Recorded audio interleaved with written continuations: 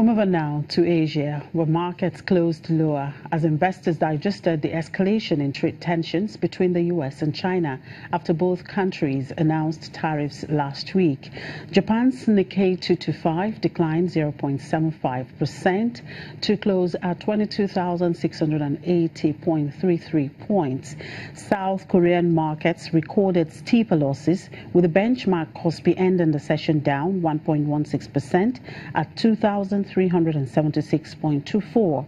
The secondary Kosdaq sank 3%.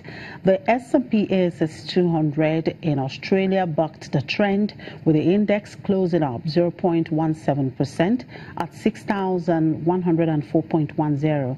Declines in the materials and energy sub-indices were offset by gains in the financial sector as Australia's big four banks all rose. MSCI's index of shares in Asia Pacific outside of Japan eased 0.47% during Asia afternoon trade.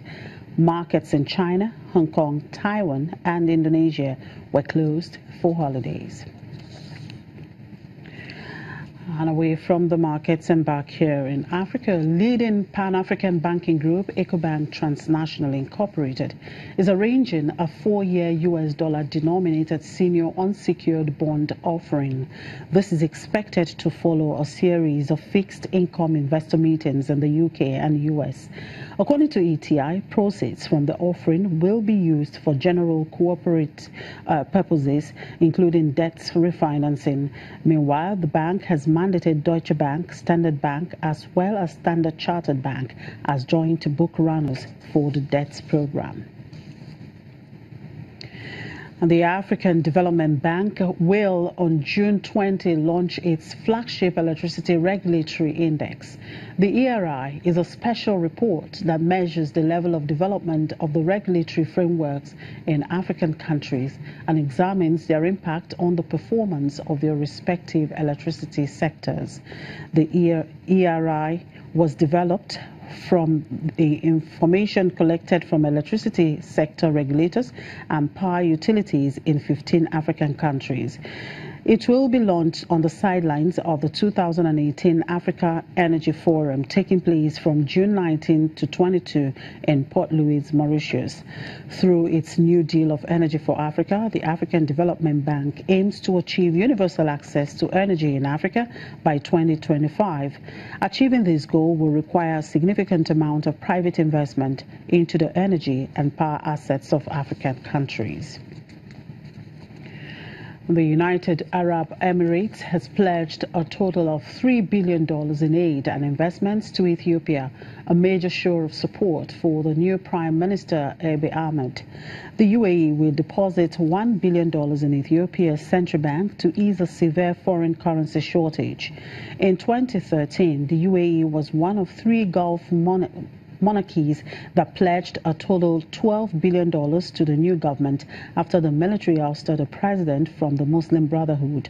Abiy, a 41-year-old former intelligence officer, took up his position office in April after 3 years of unrest that had threatened the EPRDF coalition's hold on power. And in South Africa, cement producer PPC has reported a more than 2-fold jump in annual earnings, boosted by strong performances in its African operations, particularly in Zambia and Rwanda. PPC, which has operations in 6 countries, said its headline earnings per share for the full year ended March 2018 surged to 15 cents from 7 cents a year earlier. Headline EPS is the main profit measure in South Africa that strips out certain one-off items. The total cement sale volumes increased 6% to 5.9 million tons, while group revenue rose 7% to 10 billion rand from 9.6 billion rand in the prior year.